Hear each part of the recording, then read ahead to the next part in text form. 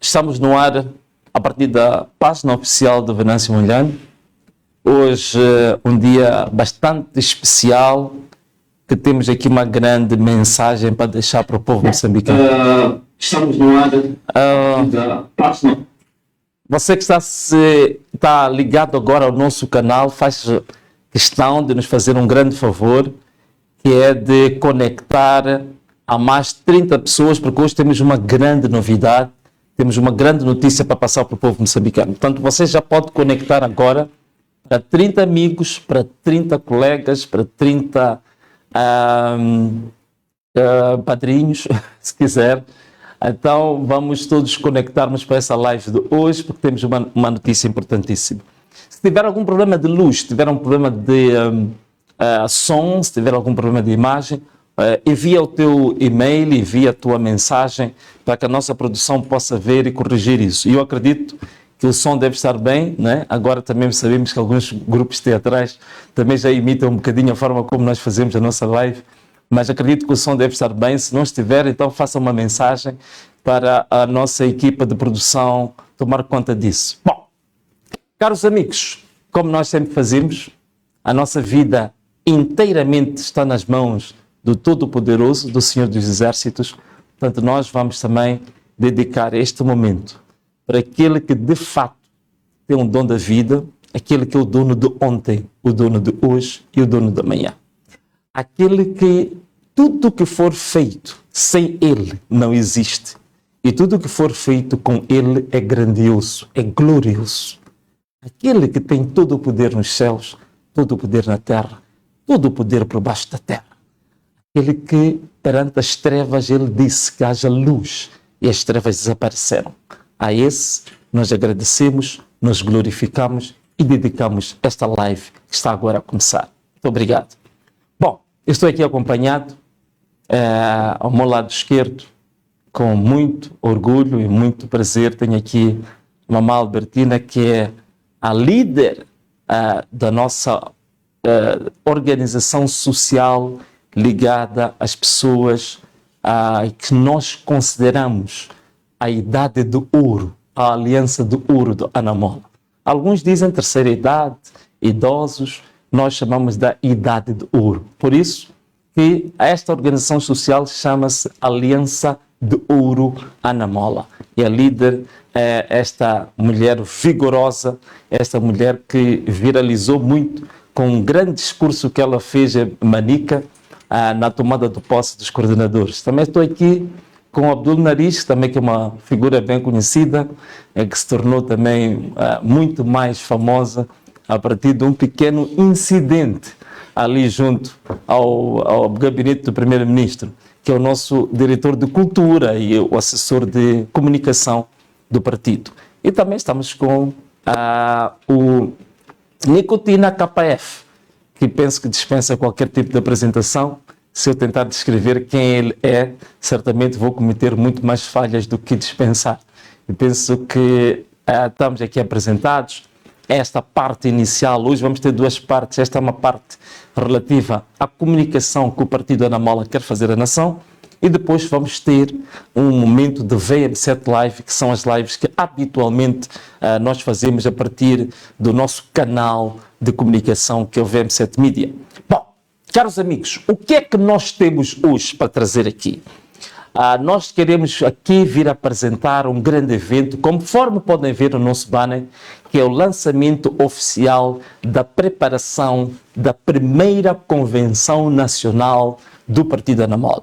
Nós chamamos de Convenção Nacional, há quem chama convênio, há quem chama congresso, mas digamos assim, a reunião magna, a reunião suprema, o mais alto órgão do Partido Anamola, vai se reunir entre os dias 21, 22 e 23, ou ao contrário, deixa-me dizer corretamente, entre os dias 20, 21 e 22 de junho, nós vamos ter a grande reunião magna da Convenção Nacional do Anamola na cidade de Nampula. Só para você ficar também enquadrado em relação a isso, deixa-me dar um pequeno historial. O Partido Anamola ele foi aprovado. Portanto, a aprovação oficial do Partido Ana Mola foi no dia 15 de agosto de 2025.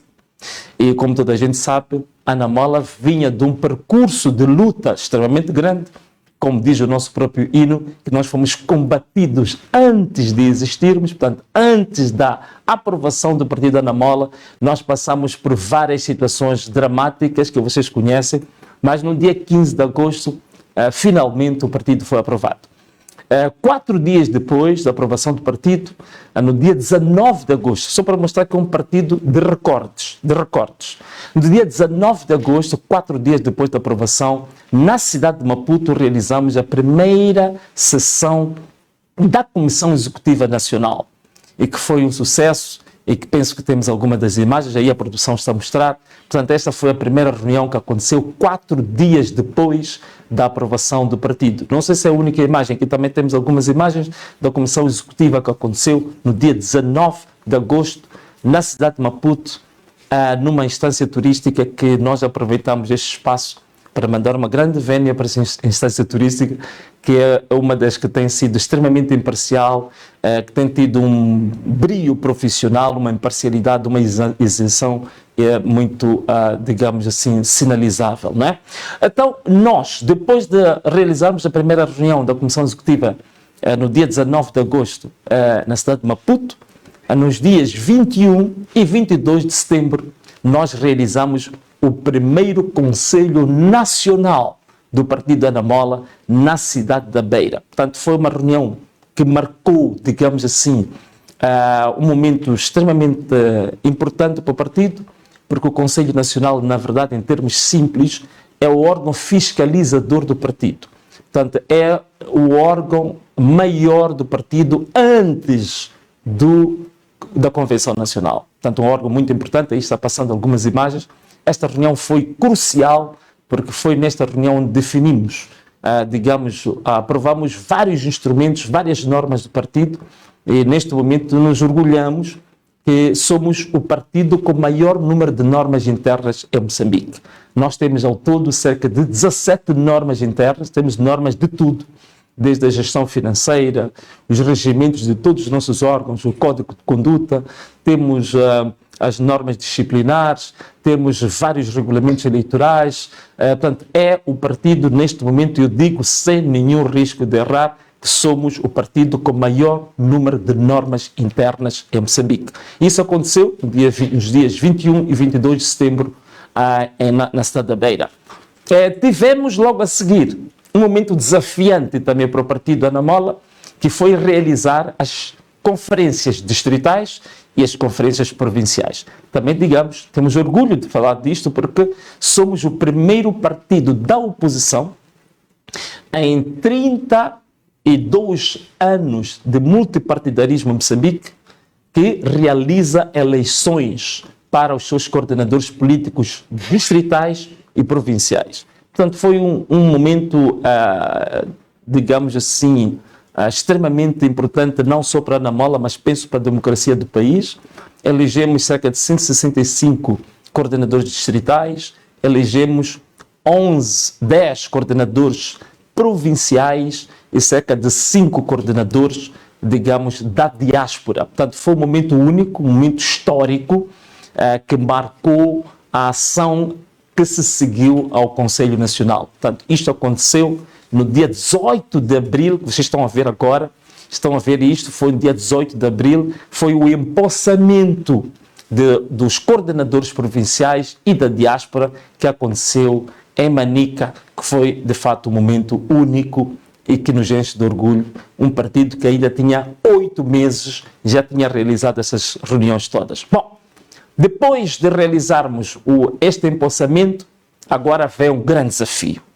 E o nosso grande desafio é este que estamos a anunciar hoje, que é dia 20, dia 21 e dia 22 de junho, vamos realizar a primeira convenção nacional do Partido Ana Mola, em que vai ser destacada 2 eleições, que é a eleição do líder do partido, a eleição do Conselho Nacional, e também teremos a eleição da nova Comissão Executiva e também a eleição dos presidentes do Conselho Nacional de Jurisdição, do Conselho Fiscal do partido e também de uma unidade que criamos recentemente, que chamamos da Comissão de Ética da Anamola. Portanto, todos estes órgãos vão ser confirmados, eleitos, ratificados na convenção que vai acontecer nos dias 20, 21 e 22 de junho de este ano na cidade de Nampula. Aí essas imagens estão a passar,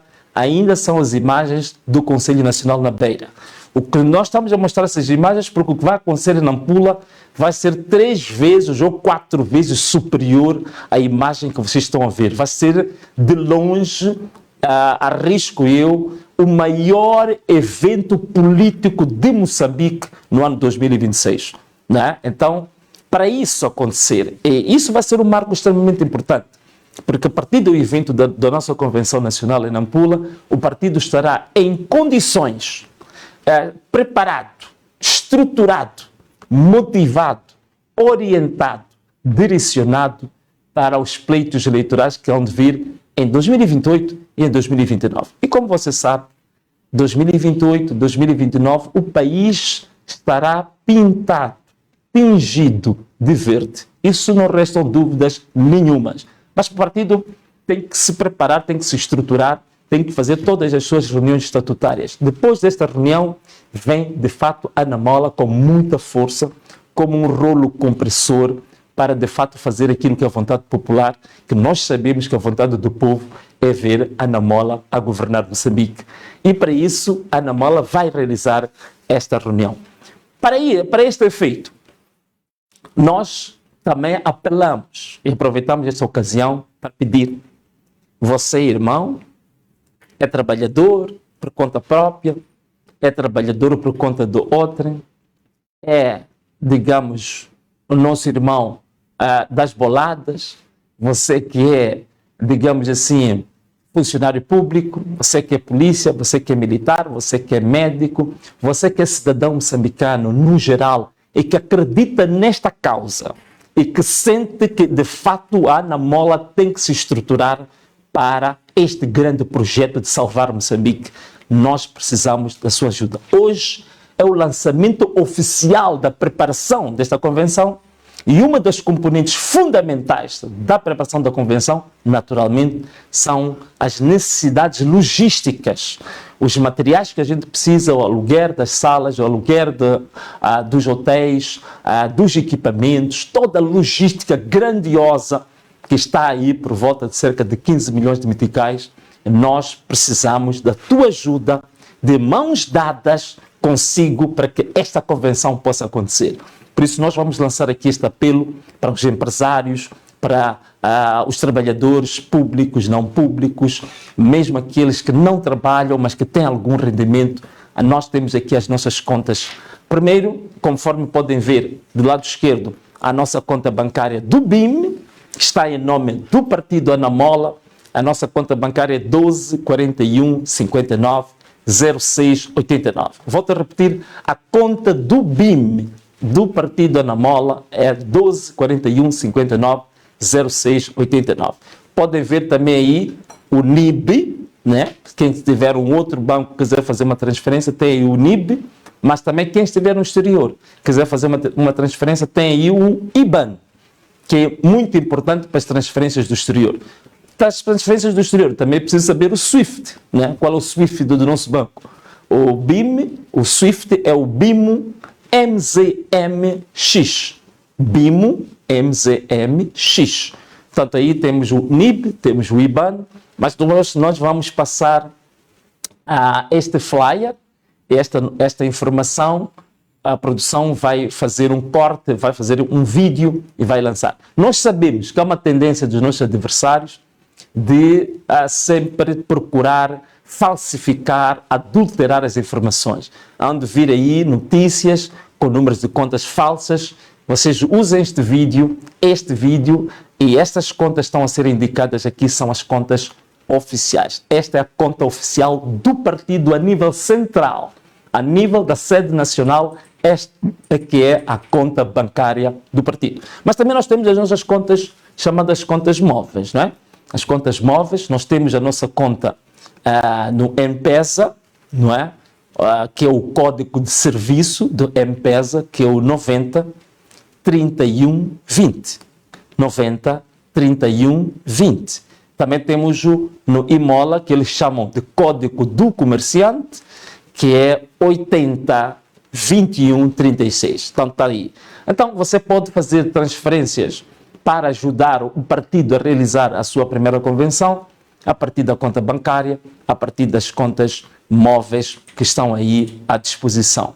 Portanto, esta era a informação, a partilha, o comunicado oficial do partido Anamola para a sociedade moçambicana, para os moçambicanos aqui no país, os moçambicanos na diáspora podem começar neste exato momento a fazer as vossas contribuições. Façam as vossas contribuições, passem esta mensagem para os demais. Queremos milhares, queremos milhões de moçambicanos a se associar a esta causa. Porque você, a fazer a sua contribuição, você está a fazer parte de um projeto de salvação de Moçambique.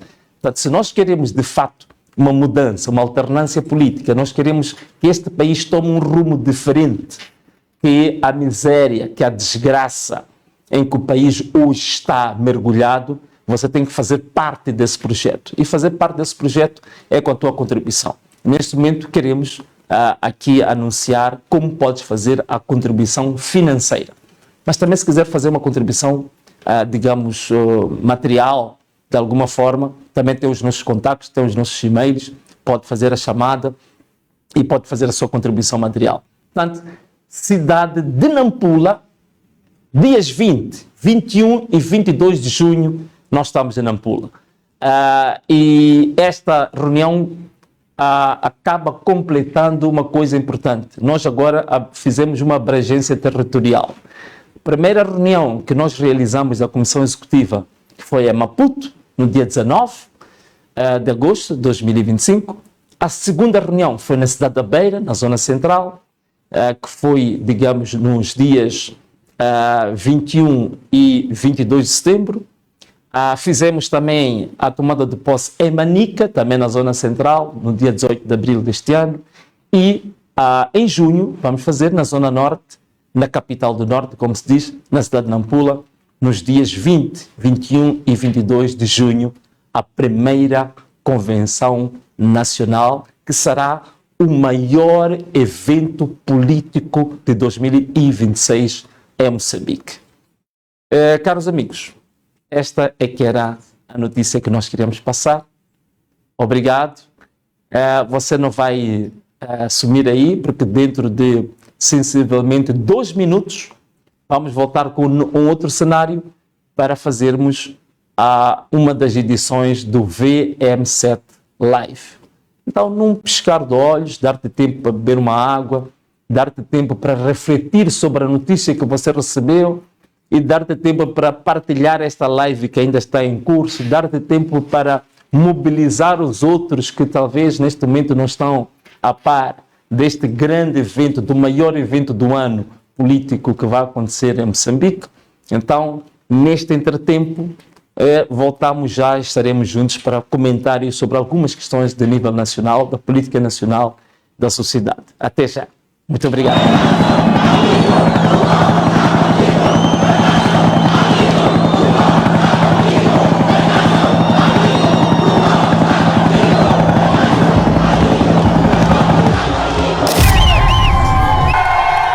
Anamola chegou.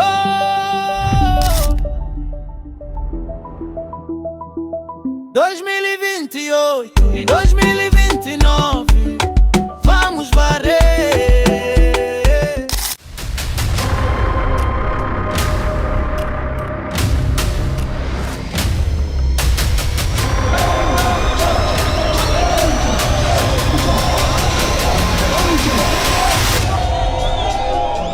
Se vocês estão aqui, façam barulho! A partir de agora, Maputo é o quê? Casa é o quê? Nhembane é o quê? Sofala é o quê? Manica é o quê? Sambesi é o quê? Tete é o quê? Anamola! Niassa é o quê? Anamola! Cabo Delgado é o quê? Moçambique é o quê? Você é o quê? Anamola! Comprar fato porque em 2028 Anamola, 2021, 2029, vamos varrer. Anamola veio pra ficar, podes crer. Novo partido, nova visão. Anamola é a esperança do povo, é a solução. Anamala, Anamala, Anamalala. Anamala, Anamala, Anamalala. Cansados de promessa, chegou a vez. O povo acordou, já não foge da vez. Com Venâncio Mondlane na direção, trazemos mudança no coração. 2021 e 2029, vamos varrer. Anamola veio pra ficar, podes crer. Novo partido, nova visão. Anamola é a esperança do povo, é a solução. Anamala, Anamala, Anamalala. Namalala, Anamala, Anamalala. Viemos para mudar a história, unidos vamos conquistar a vitória. O futuro de Moçambique depende de nós. Levanta a voz, levanta a voz. 2028 e 2029 é agora. Anamola é força, é vitória. Vamos varrer, vamos varrer, vamos varrer, vamos varrer. Namalala, Anamala, Anamalala. Namamala, Anamala, Anamalala. Namalala, Anamala, Anamalala. Namalala, Anamala, Anamalala. Salve Moçambique! Salve Moçambique! Salve Moçambique! Salve Moçambique! Salve Moçambique! Com Anamola!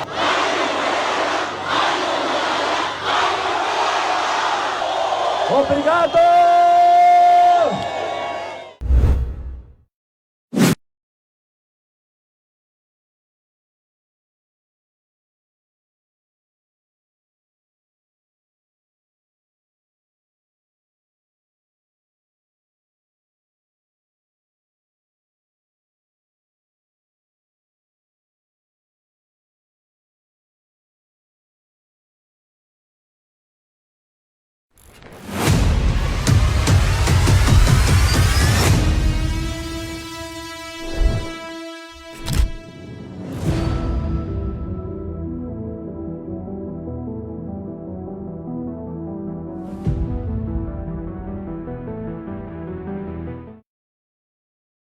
Ok, então, olha, nós estamos aqui de volta para agora o VM7 Live.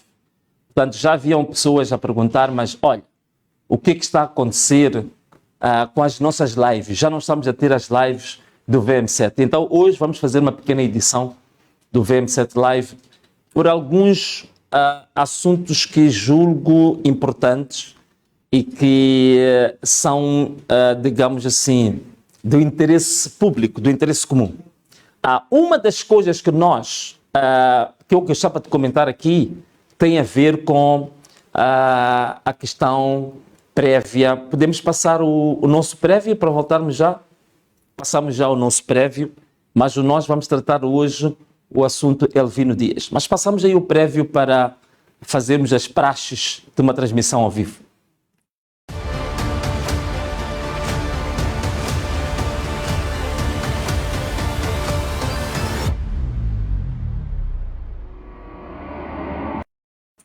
Ok, nós estamos aqui de volta. Sim, agora estou bem enquadrado. Agora estamos aqui de volta para a nossa live de hoje, o VM7 Live de hoje. Bom, nós, ao longo desta semana, foi muito comentado um assunto e que muita gente também pediu o pronunciamento do Venâncio. O pronunciamento do Venâncio em relação a um assunto, de fato, demasiado sensível e até certo ponto doloroso, que pôs muitos moçambicanos a verter lágrimas e ofendeu muita gente. E esse assunto tem a ver com os pronunciamentos, digamos, na Procuradoria, na Assembleia da República, do Procurador-Geral da República, em que tentou passar a ideia de que o Elvino Dias provavelmente tenha sido assassinado a mando de Nini Satar. Mas, bom, nós, antes de entrarmos sobre esta matéria, eu gostaria de... às vezes temos problemas de memória, ou pensamos que a memória coletiva é uma memória que já está, digamos, em decadência. Mas vamos lá puxar alguns dados para percebermos como é que isto começou. Eu acho que temos aqui um pequeno vídeo do dia 19 de outubro de 2024. Estas são as circunstâncias em que as primeiras imagens foram transmitidas, primeiras imagens foram partilhadas com o público.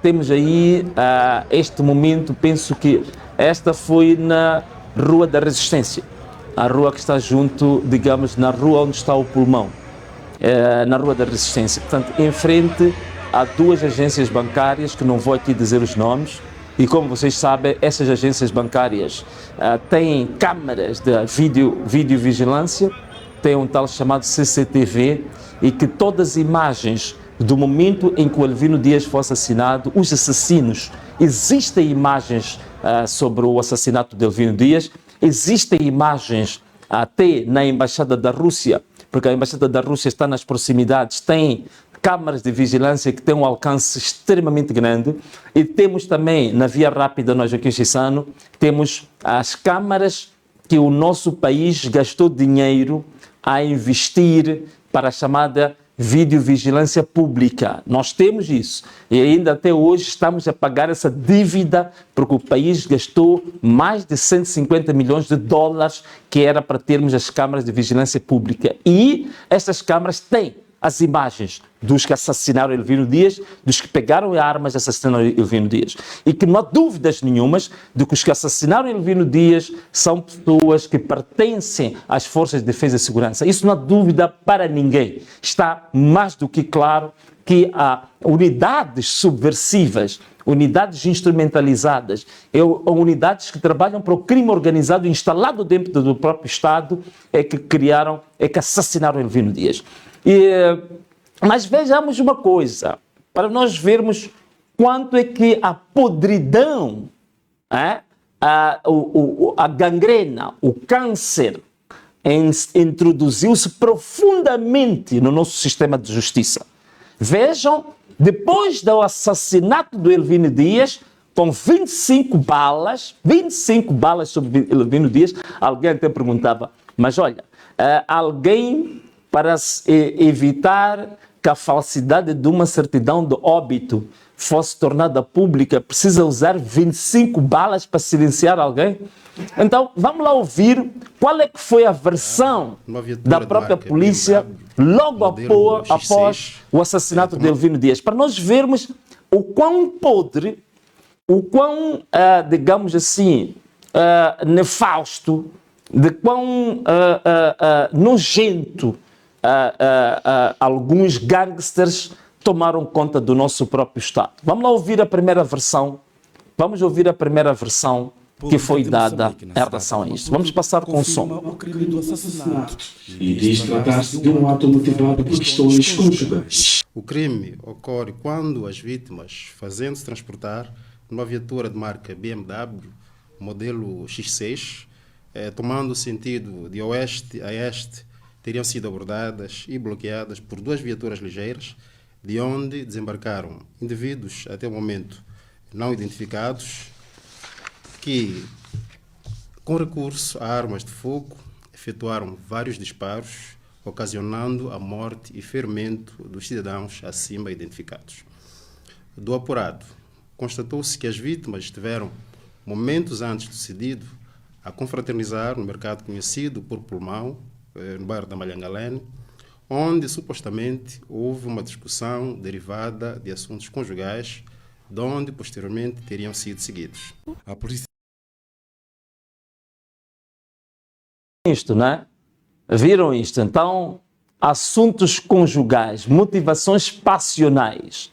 Então, as pessoas que discutiram com Ervino Dias, né? Falando de uma maneira mais compreensível, mais coloquial, se o problema eram pitas, né? Se o problema eram pitas, então essas pessoas já estavam preparadas para essa discussão, que tinham armas de guerra, AK-47, munidas, e até fazer 25 tiros sobre alguém por motivos de pitas. Então, chegou-se à conclusão que, de fato, aquela primeira versão era uma versão miserável, triste, inventada e, até certo ponto, vamos lá dizer assim, uma invenção que até denuncia certa cumplicidade. Nós tivemos a seguir a isto,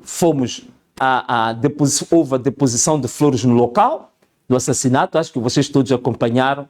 Temos aqui algumas imagens no local do assassinato, fez a deposição de flores. Temos aqui algumas pessoas conhecidas, digamos, proeminentes no espaço público moçambicano, e que vocês sabem que este foi o momento crucial para algo que veio a marcar este país.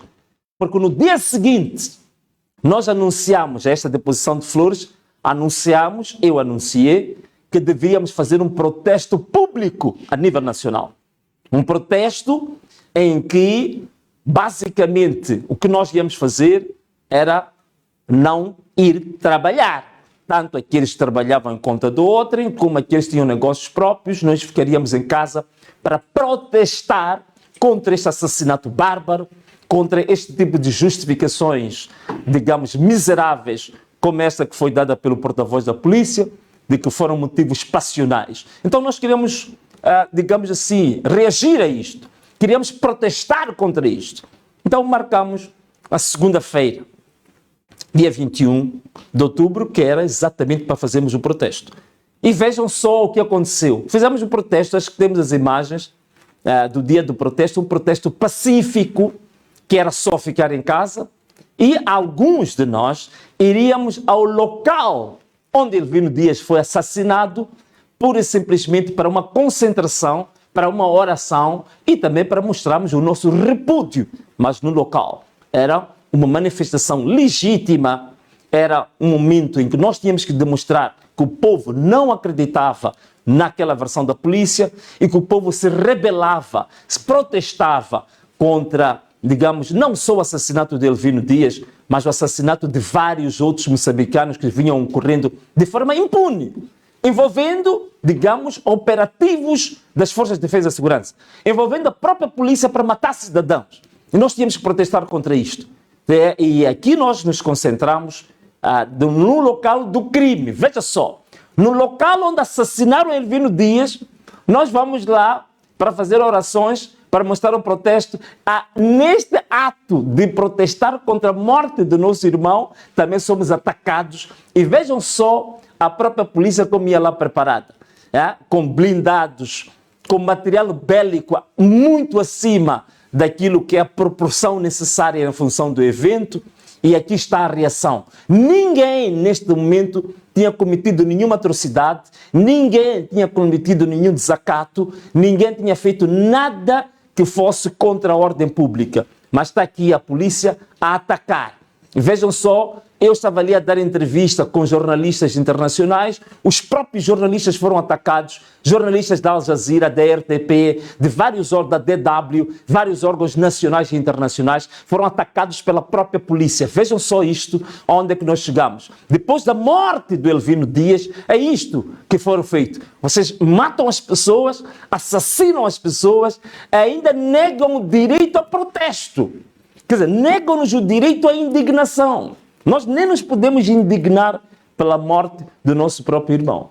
E as razões desse protesto não eram só por causa da morte de Elvino Dias. Isto tinha um histórico. Nós víamos de eleições gerais que claramente as eleições tinham sido ganhas. A Frelimo perdeu as eleições de uma forma, digamos, inquestionável, insufismável, inegável, mas como vocês sabem, este regime tem se mantido apenas pela força das armas. Mas também não éramos nós que dizíamos, quer dizer, vamos passar só um pequeno vídeo da observadora, da chefe de missão de observação da União Europeia, um vídeo que mostra o que ela disse em pleno Parlamento Europeu sobre o que aconteceu em Moçambique nas eleições gerais. Vamos lá ouvir aqui a Laura Balarim, o que ela diz, podemos pôr o som, o que ela disse na União Europeia. A confiança dos moçambicanos nas instituições públicas. Como chefa da missão de observação eleitoral de Moçambique, considero fundamental que o resultado das eleições do 9 de outubro seja reflexo da vontade expressa nas urnas. Embora a campanha, o dia eleitoral, tenha decorrido de forma relativamente pacífica, as irregularidades observadas pela nossa missão tornaram-se catalisadores da violência que o país tem vivido nas últimas semanas, como resultado trágico de pelo menos 50 mortes. Infelizmente, o anúncio de resultados preliminares pela CNI não dissipou as nossas preocupações. A fim de assegurar a integridade e transparência no processo eleitoral, devolver a confiança dos moçambicanos nas instituições públicas e reduzir as tensões públicas no país, instamos o Conselho Constitucional a analisar.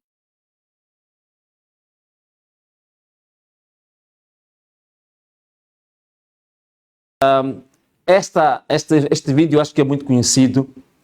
Um detalhe que a Laura fala ali, diz que o anúncio feito pela CNE não dissipou as dúvidas que haviam. Estamos a falar de observadores internacionais. Quem quiser vai ler o relatório sobre as eleições, vai perceber que as irregularidades que aconteceram foram gravíssimas, foram, digamos assim, de uma falsidade tão burlescas, tão fraudulentas, que realmente eram de uma dimensão, digamos, monstruosa.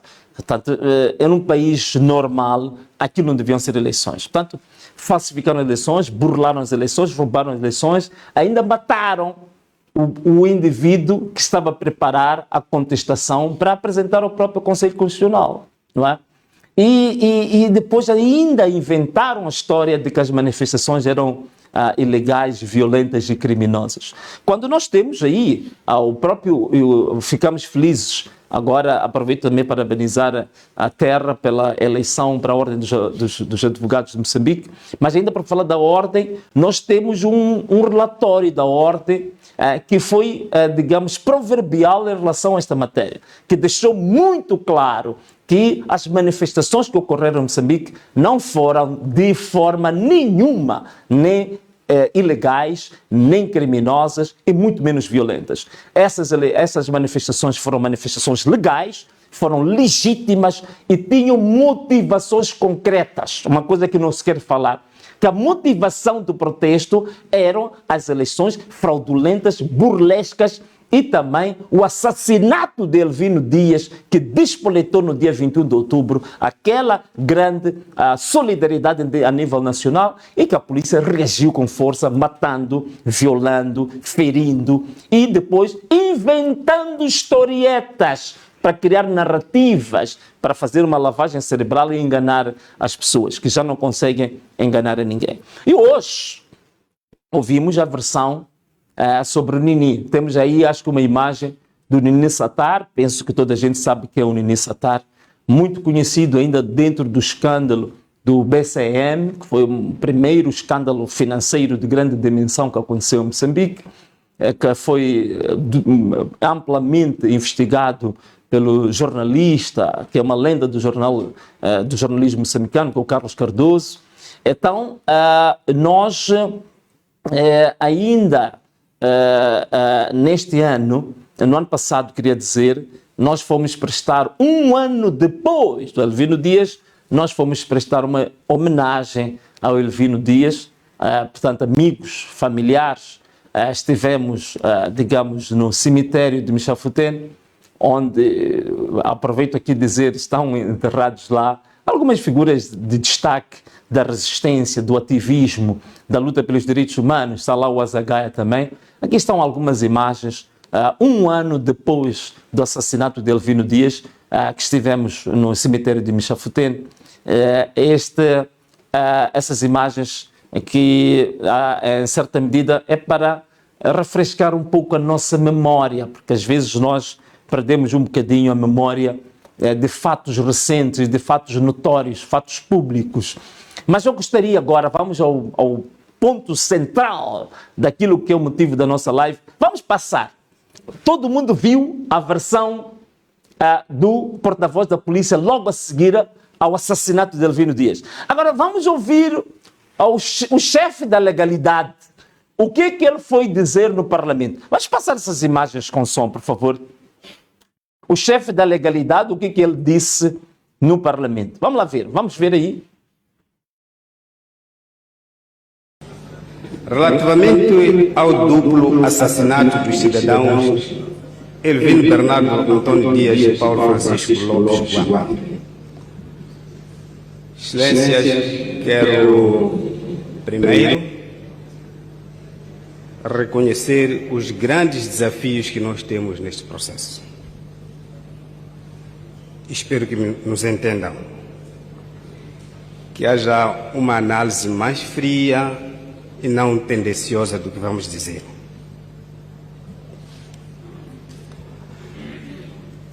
Foi referenciado pelo ilustre deputado, ou seja, em relação a esta questão, foi instaurado um processo crime por homicídio agravado registrado sob o número 1394/B/24, cuja instrução preparatória segue com várias linhas de investigação e diligências pertinentes à identificação e responsabilização dos envolvidos. Tínhamos nos referido isso no ano passado.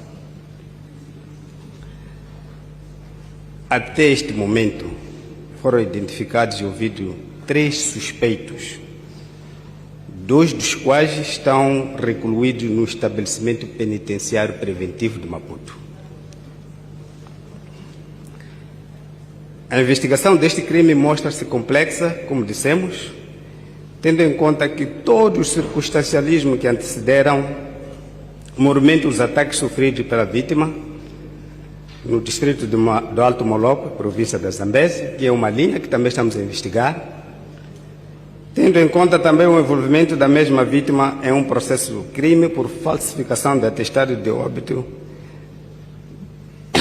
de uma arguida de um caso de rapto de nome Edith Antônio de Copta Cilindo, a senhora ora foragida e então companheira de Nini Satar, em que a vítima, enquanto arguido naquele processo, passou a colaborar com as autoridades no sentido de trazer toda a verdade em relação à simulação da morte daquela. Havia um processo que estava a correr contra esta senhora Edith. A vítima, infelizmente, era um dos mandatários lá no processo. Foram forjados alguns documentos, dando a entender que esta senhora estava morta, incluindo, trouxeram documentos da África do Sul, dos hospitais, para provar, são documentos forjados de uma clínica da África do Sul, para dar a entender que a senhora estava morta. Das investigações que fomos fazendo e correspondência que tivemos com as autoridades sul-africanas, veio-se a concluir que aqueles documentos eram falsos. Não tinha esse registro de óbito e muito menos para o local onde disseram que tinha sido enterrado. Na sequência disso, foi instaurado um processo aqui para responsabilizar os autores. O que aconteceu é que, a dada altura, a vítima começou a colaborar com as autoridades, dizendo que queria já informar o que efetivamente tinha acontecido à volta da simulação da morte da senhora, em que estava a ser encabeçado pelo senhor Nini Satar. O processo, a escassos dias do julgamento, ou seja, a escassos dias do seu atentado, o processo ia ao julgamento. Já estava marcada a data. O julgamento referido do processo estava marcado para o dia 20 de outubro de 2024. Isto é, na segunda-feira imediata à data da sua morte. A investigação, portanto, e somos surpreendidos com essa informação. Nós, como investigadores, aquela aparição dele, desafiando também outras pessoas que estavam envolvidas dentro do processo, que ele agora queria contar a verdade, não é uma linha que nós podemos descartar. Estamos a seguir esta linha de investigação. Igualmente, estamos a seguir a linha de investigação em relação à questão. Muito bem, então nós temos aqui a linha de investigação dada a conhecer por Sua Excelência Procurador-Geral. E a linha de investigação aponta para que o Elvino Dias queria colaborar com as autoridades e contar como é que falsificaram a certidão de óbito. E como estava quase a contar, então aquele que seria prejudicado por essa verdade, tudo que o procurador quer dar a entender é que poderá ter sido ele, dentro da cadeia, a organizar um esquadrão para sair da cadeia e ir assassinar o Elvino Dias. Então esta é a grande novidade do grande investigador, Procurador-Geral da República de Moçambique, e que é a grande tese das três linhas. Então, as outras linhas, não se sabe quem é, passou mais de um ano, nem se encontraram as imagens dos bancos, da Embaixada da Rússia, das câmaras da videoconferência, não há nada. Outras linhas são linhas que estão cinzentas, há nevoeiro, há neblina. A única linha que está clara, há um pouco de luz no fundo do túnel, é que o Nini Satar, a partir da cadeia, organizou o esquadrão para ir assassinar Elvino Dias, com armas que pertencem às forças de defesa e segurança. E a minha pergunta é, primeira coisa, o julgamento estava marcado para dia 20 de outubro. 20 de outubro era domingo. Não havia, a não ser que de repente, sem nós tomarmos conhecimento, os tribunais decidiram começar a julgar casos aos domingos. Então, se ele, mesmo na data do julgamento, diz uma data falsa, o que nos garante a nós que tudo o que ele disse também não está na mesma onda da falsidade? Ponto número 1. Ponto número 2. Essas linhas de investigação surgiram antes ou depois de Nini Satar morrer? Porque o Nini Satar morreu recentemente, no ano passado. Então, as linhas abriram-se. Nini Satar estava vivo ou estava morto? Ou nunca houve nenhuma linha?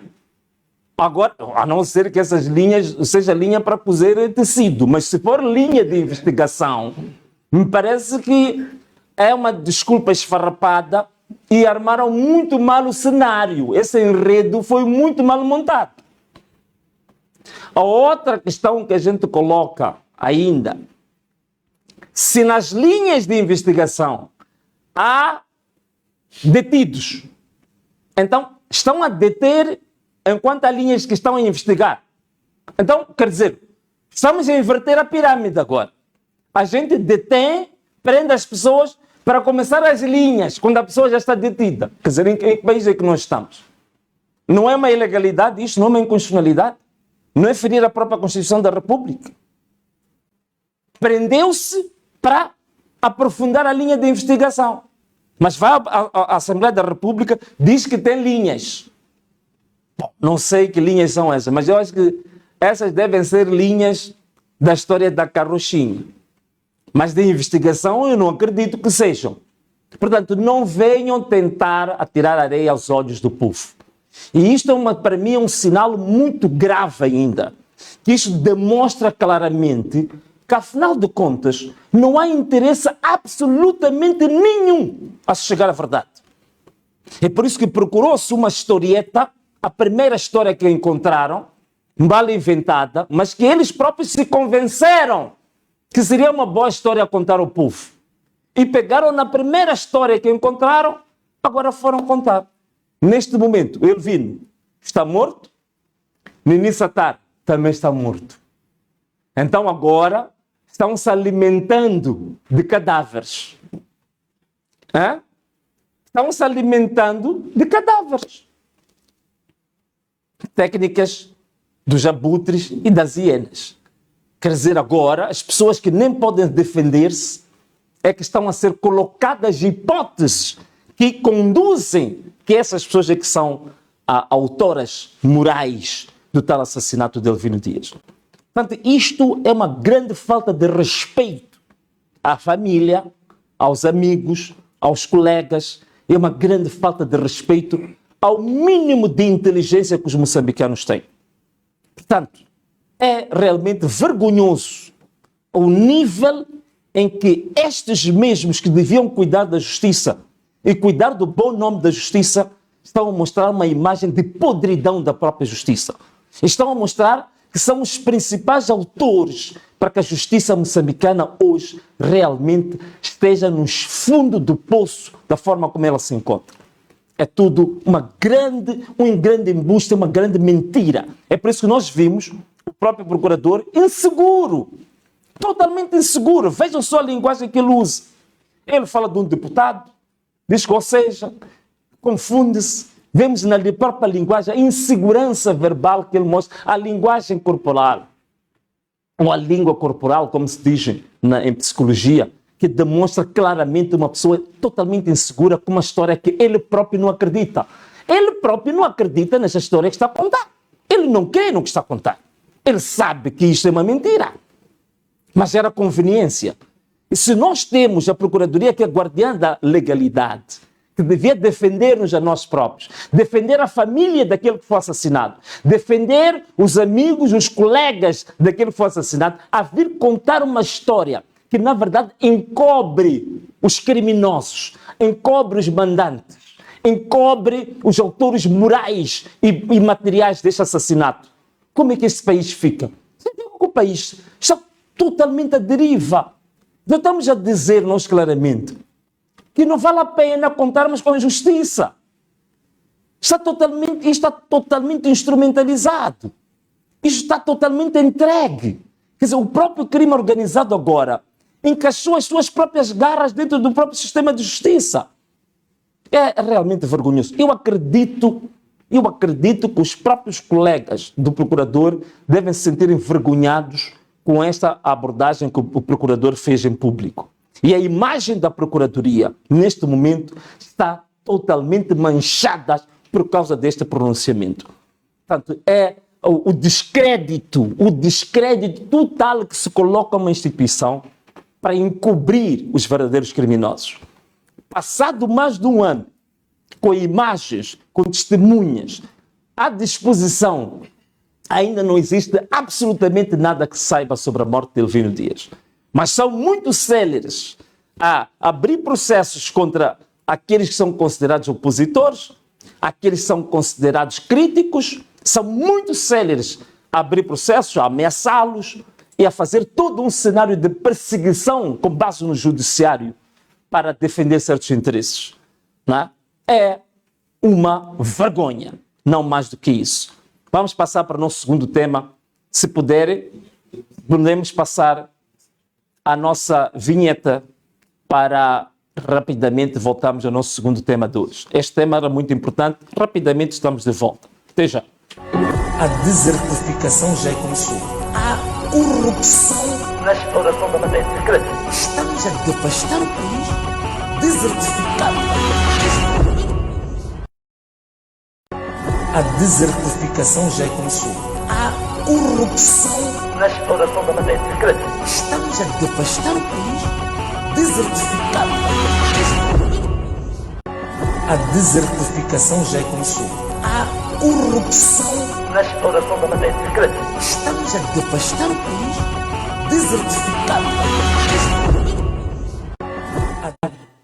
Então, estamos de volta agora para o segundo tema de hoje. Temos muitos temas a abordar.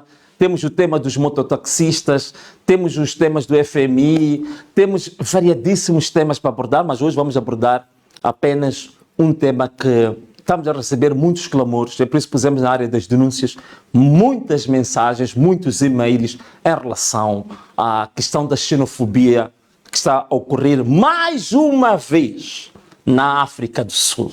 Mais uma vez. E nós vamos falar um pouco hoje, não só sobre o que está a acontecer na África do Sul, mas para percebermos as verdadeiras motivações. E as verdadeiras motivações vão ver que não tem exclusivamente a ver com a questão do emprego ou da concorrência para o emprego. É um problema, mas não é isso que leva àqueles atos bárbaros, sempre basicamente contra moçambicanos, contra zimbabueanos. Os outros apanham por tabela, como se diz, mas estes são os alvos principais, moçambicanos, zimbabueanos. Também os nigerianos, os da República Centro-Africana, alguns angolanos, mas basicamente contra os moçambicanos, contra os zimbabueanos. Portanto, pretos, negros, que tomaram a terra de volta na África do Sul para a sua autodeterminação, mas que hoje são os principais algozes, os principais carrascos de outros negros também. E aqui temos imagens do que está a acontecer na África do Sul, agressões, assassinatos, sequestros. Penso que em Durban foi a zona onde o rastro de destruição a lojas de estrangeiros, perseguição aos estrangeiros, sobretudo os moçambicanos. Penso que as imagens foram muito mais elucidativas em Durban, não é? Dessas perseguições. Mas antes de eu falar exatamente do qual é a minha opinião sobre isto, eu tenho que fazer uma pequena abordagem. O que é que está a acontecer na África do Sul? O que é que está a acontecer na SADC? Vocês sabem, a África do Sul, basicamente, até 1994, vivia de um sistema de segregação racial, né? O famoso apartheid. Esse apartheid, conforme vocês podem ver a imagem, ele durou durante muito tempo e criou-se uma economia própria na África do Sul. A agricultura, que era uma das áreas mais destacadas durante o apartheid, em que nós tínhamos basicamente uma agricultura mecanizada. Essa agricultura mecanizada, vocês sabem que o que acontece? Ela, à medida que se vai modernizando, ela vai dispensando cada vez mais trabalhadores, vai usando cada vez menos trabalhadores, porque ela vai se tornando cada vez mais moderna. E também, em 1994, chegamos, digamos, ao primeiro governo negro na África do Sul. O primeiro presidente de raça negra chega ao poder na África do Sul em 1994, que é o Nelson Mandela. E Nelson Mandela, nessa altura, que se torna o primeiro presidente negro da África do Sul, ele fez algumas coisas, deixa-me só olhar para esta câmara para explicar, algumas coisas que aconteceram na África do Sul. A Nelson Mandela ficou no poder de 1994 até 1999, apenas um mandato. Não quis ser como alguns dirigentes modernos ou atuais que querem morrer na sua própria cadeira, ou querem ser arrastados ou empurrados. Então, ele fez um mandato. Uma das coisas que Nelson Mandela fez na África do Sul foi a implementação daquilo que se chama de políticas macroeconômicas prudentes. Prudentes, isto é, ele soube respeitar uma visão econômica do país e políticas públicas que permitissem que a África do Sul permanecesse, digamos, uma sociedade, digamos, plural, mas com menos conflitos, e também mantivesse estável os grandes indicadores econômicos da África do Sul. É por isso que a inflação na África do Sul, durante o período de Nelson Mandela, estava controlada, portanto, digamos assim, o nível geral de preços dos produtos básicos eram aceitáveis, o crescimento, digamos assim, do investimento direto estrangeiro na África do Sul cresceu muito com Nelson Mandela, porque a economia, digamos, da África do Sul ganhou uma credibilidade internacional, portanto, aumentou a confiança internacional da economia. E também Nelson Mandela fez uma coisa interessante que foi, digamos assim, a redução, digamos, do fosso entre os pobres e ricos, fazendo aquilo que era a expansão dos produtos e serviços, a expansão dos serviços básicos, serviços do saneamento, da habitação, o famoso projeto daqueles milhões de casas para os mais vulneráveis. Portanto, foi um período, digamos assim, de crescimento econômico assinalável. A economia crescia a cerca de 4% ao ano, a 5% ao ano. Depois nós tivemos o período do Thabo Mbeki, que é mais ou menos dos anos 2000, depois de Nelson Mandela sair do poder, a 2000 até 2008, que a economia que continua a crescer com Thabo Mbeki cerca de 4 ou 5% ao ano. E foi com Thabo Mbeki onde se criou uma coisa nova, que é a tal expansão da classe média negra. Porque não havia classe média dos negros. Então, Thabo Mbeki é que traz esta coisa da ideia da classe negra, da classe média negra. Depois de Thabo Mbeki afastar-se do poder, com toda a polêmica que aconteceu no ANC, entra Jacob Zuma. E aqui começa a verdadeira decadência da África do Sul, por volta do ano 2008 até 2018. Com Jacob Zuma, a economia sul-africana começa a decair. É verdade que calhou também com a crise econômica internacional, mas a economia começa a cair com Jacob Zuma. Dos cerca de 4 a 5% de crescimento ano que a economia começa a crescer a 1%, a 2% ano. E às vezes, alguns anos, a cair abaixo de 1% o crescimento da economia. Portanto, começa a cair a economia. Começa a grande corrupção na África do Sul. Começam a acontecer as chamadas crises. Aqui tem um mapa que mostra o crescimento sul-africano da economia, o decréscimo da economia, mas eu estava a dizer que começa a grande corrupção na África do Sul. Começa aquilo que vem a ser conhecido como the state capture. Isto é a captura do Estado. Portanto, os dirigentes do ANC, eles começam, digamos, a esfaquear o próprio tesouro público, a esfaquear o Estado em benefício próprio. Começam a aparecer grandes escândalos como dos Guptas, começa a ter crises profundas, digamos, no setor empresarial. A crise começa também, por exemplo, na companhia, uma das maiores companhias da África, que era a South Africa Airways, começa a ter problemas. Começamos a ter problemas das crises energéticas na África do Sul, né, com a empresa estatal, a Eskom, com esta captura do Estado. O Estado foi capturado. É verdade que depois, em 2018, até a atualidade, entra Cyril Ramaphosa, que ele procura recuperação econômica, mas a economia do país ainda está a cerca de 1% a 2% ao ano. Portanto, o desemprego é gritante na África do Sul por causa da má gestão feita pelo ANC. Hoje temos mais de 30% dos sul-africanos no desemprego. Nós temos hoje problemas estruturais muito grandes na África do Sul, na educação, na economia, no turismo, no saneamento. A corrupção continua a crescer. O próprio Cyril Ramaphosa, que vocês estão a ver aí na imagem, ele também tem grandes casos de corrupção. Acredito que depois dele sair no poder, ele vai ser julgado, ele vai ao banco dos réus, não tem como. E para mim vai ser talvez o primeiro presidente sul-africano a ser detido efetivamente, ele vai para a prisão. Portanto, começam as ineficiências institucionais pela má gestão. E a dependência é enorme desta economia que continua em relação ao chamado setor tradicional, que é o setor mineiro. Bom, caros amigos, estou a fazer esta introdução para mostrar o quê? Estou a fazer esta introdução para mostrar, primeiro, o grande problema que não está sendo referido é a má gestão da África do Sul, a partir do ANC, 32 anos de destruição do país, não de construção do país, que levou a esta decadência. Mesmo o setor tradicional da África do Sul, que é o setor mineiro, hoje está totalmente abandonado. Temos minas abandonadas na África do Sul.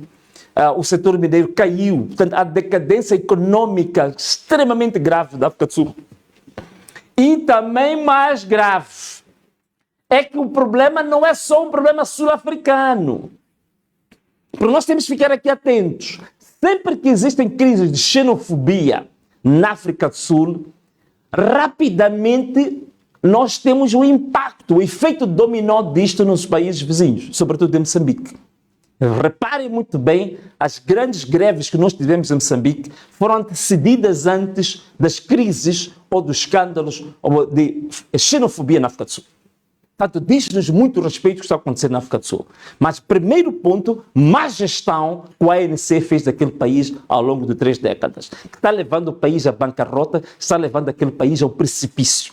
Corrupção elevada, políticas públicas desastrosas, ineficiências institucionais. É exatamente isto que o ANC está a fazer com o país. É por isso que agora o ANC, nas próximas eleições, o ANC vai claramente para a oposição. Isto não restam dúvidas. Mas isto também não é um problema apenas da ANC. Isto é um problema do ANC em Angola, na África do Sul, mas isto é um problema também do Zimbábue. É o mesmo cenário que está sendo mal gerido no Zimbábue. O mesmo problema também que nós temos em Angola. Portanto, estes países, eles formaram, ao nível da SADC, digamos, o chamado clube de amigos que se defendem. É por isso que quando nós temos crises nos países vizinhos, há crises eleitorais, fraudes eleitorais, são os primeiros a virem reconhecer mesmo eleições fraudulentas.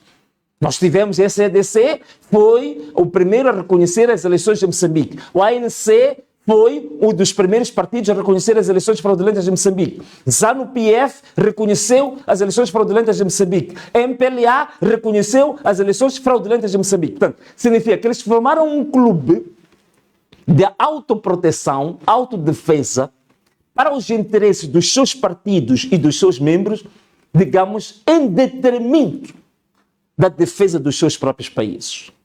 Estes movimentos libertadores, que disseram que vinham libertar o homem e a terra, hoje viraram piores opressores do que aqueles que oprimiram os nossos países durante esses séculos todos. É por isso que hoje a economia está uma bancarrota na África do Sul, o crescimento está menos de 1%, mais de 30% dos sul-africanos que estão na bancarrota. E veja só, eles neste momento estão praticamente calados. Não vemos nenhum posicionamento firme, nem da Angola do MPLA, não vemos do ZANU-PF no Zimbábue, muito menos da Frelimo em Moçambique. Moçambicanos estão a ser chacinados, angolanos estão sendo perseguidos, zimbabuianos estão a ser mortos, mas eles, em defesa do clube dos libertadores, que são os atuais opressores, estão a deixar a situação sul-africana arrastar-se. E na África do Sul há cumplicidade do próprio ANC, porque eles usam o problema dos imigrantes como, digamos, o refúgio para a sua ineficiência, para a sua corrupção, para a sua má gestão, para o desastre em que eles tornaram aquele país. E este é que é o problema. Portanto, não é um problema meramente sul-africano, este é um problema da região em que nós temos um problema que vai, por efeito dominê de contágio, pôr em perigo toda a região. Isso é um problema sério. É um problema sério. E se nós tivéssemos governos na região sérios, preocupados com a sua própria população, teriam apresentado moções de repúdio até o próprio governo sul-africano, que está impávido, está a assistir aquilo de forma impávida, está até a permitir a própria polícia estar de braços cruzados quando isto aqui acontece contra os moçambicanos. E o governo de Moçambique está aí, não diz absolutamente nada, não se manifesta, não diz absolutamente nada, porque não pode condenar ao seu camarada, não pode condenar a um elemento do seu clube dos opressores. Não pode condenar um elemento do clube dos novos colonos da África e da CDC. Este é o problema grave que nós estamos a ter. Nós temos que, neste momento, como moçambicanos, também mostrar nossa solidariedade aos nossos irmãos que estão sendo perseguidos na África do Sul. Nós temos, todos aqueles que tiverem autocarros, tiverem meios de transporte, devem ajudar os seus irmãos a voltar para a sua terra. É verdade que em Moçambique também não há nenhuma política, este é o grande problema.